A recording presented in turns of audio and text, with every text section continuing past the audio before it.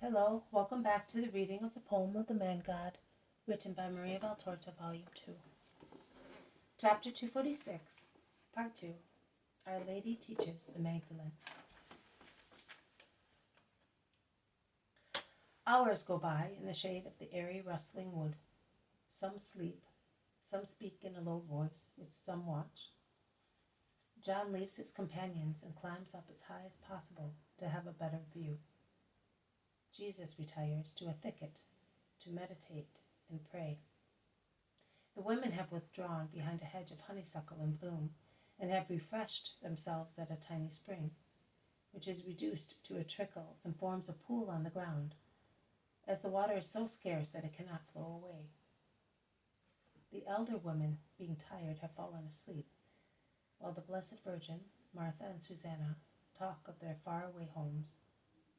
And Mary says that she would like to have the beautiful shrub in bloom to adorn her little grotto. The Magdalene, who had let her hair down, as she could not stand its weight, puts it up again and says, "I am going to John, now that he is with Simon, to look at the sea with them." "I am coming too," replies the Blessed Virgin. Martha and Susanna remain with their sleeping companions. To reach the two apostles, they have to pass near the thicket where Jesus has retired to pray. "Prayer is my son's rest," whispers Mary. The Magdalene replies to her, "I think that it is also essential for him to be alone in order to keep his wonderful control, which the world puts to hard tests.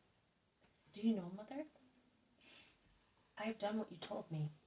Every night I seclude myself for a more or less long time to restore within me the calm, which many things upset, and I feel much stronger afterwards. At present you feel strong. Later you will feel happy. Believe me, Mary, both in peace and in struggle, in joy and in sorrow, our spirit needs to dive into the ocean of meditation to rebuild what the world and events demolish, and to achieve fresh strength to climb higher and higher. In Israel, we use and misuse vocal prayer. I do not mean that it is useless or displeasing to God, but I say that meditation, mental elevation to God, is always much more useful to the soul. Because by contemplating his divine perfection and our misery, or the misery of so many poor souls, not to criticize them, but to be indulgent to them and understand them, and to be grateful to God, who has supported us, keeping us away from sin, or has forgiven us, so that we would not be left in sin. By meditating thus, we are really successful in praying, that is, in loving. Because prayer, to be really such, must be love. Otherwise it is mumbling of lips, from which the soul is absent. But is it lawful to speak to God when one's lips are still dirty with so many profane words? In my hours of meditation, which I do as you say, do as you, my most sweet apostle taught me. In my hours of meditation, which I do as you, my most sweet apostle, taught me, I do violence to my heart, which would like to say to God, I love you. No, why? Because I feel I would be making a sacrilegious offer by offering my heart. Do not do that, my dear daughter. First of all, your heart has been reconsecrated by the Son's forgiveness, and the Father sees only that forgiveness. But even if Jesus had not yet forgiven you, and in an ignored solitude, which could be both material and moral, you should shout to God, I love you, Father. Forgive me my miseries. I am sorry for them because they grieve you. Believe me, Mary, God the Father would absolve you himself, and your cry of love would be dear to him. Give yourself up to love. Do not do violence to it. Nay, let it become as violent as a blaze. A fire consumes everything that is material. but it does not destroy one molecule of air, because air is incorporeal. On the contrary, it purifies it from the tiny debris blown by winds and makes it lighter. Love does the same to souls. It may consume man's matter quicker, if God allows that, but it will not destroy his spirit. It will instead increase its vitality and will make it pure and agile to be able to ascend to God. See John over there? He is only a boy, and yet he is an eagle. He is the strongest of all the apostles because he has understood the secret of strength, of spiritual formation, loving meditation. But he is pure. He is a boy. Look at the zealot then. He is not a boy. He has lived, struggled, hated. He admits it frankly. But he has learned to meditate. And he too, believe me, is well high up. See?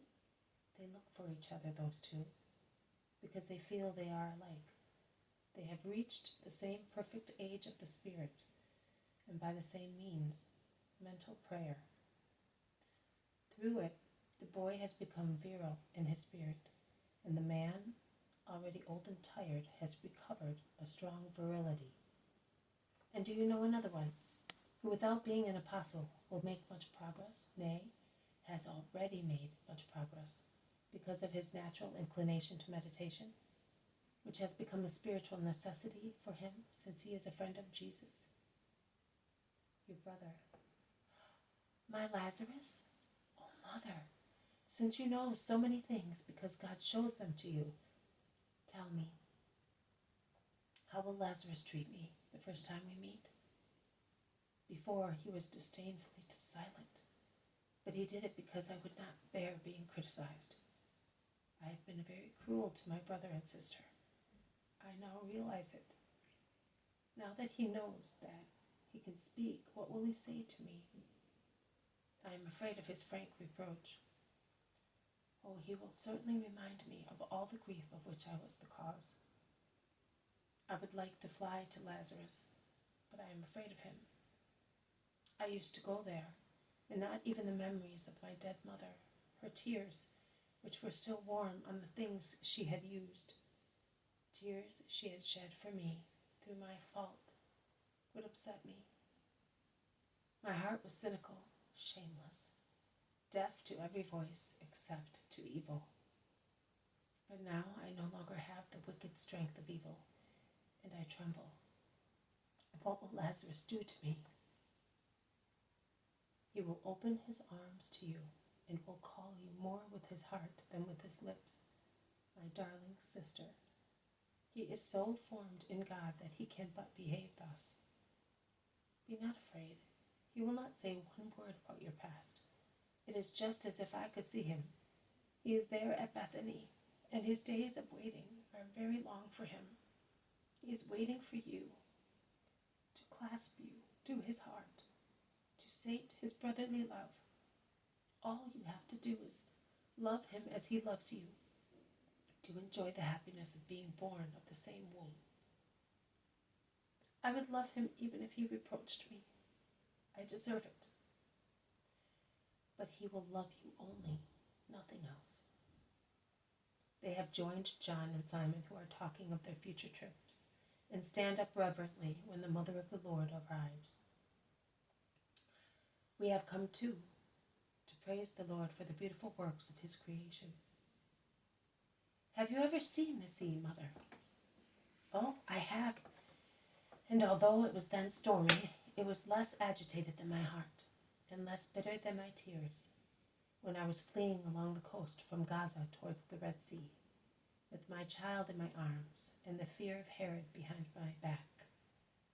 And I saw it on our way back, and then it was springtime, both on the earth and in my heart.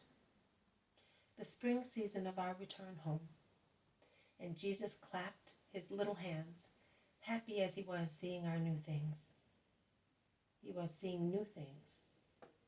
And Joseph and I were also happy, notwithstanding that the kindness of the Lord had made our exile at Matarea less hard in 1,000 ways.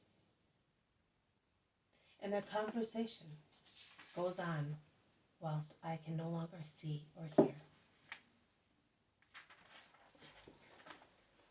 This has been a reading from the poem of the Man God, written by Maria Valtorta, Volume 2. Chapter 246, Part 2. Our Lady Teaches the Magdalene. Thank you for listening. I will see you tomorrow. May God bless you, and may peace be with you.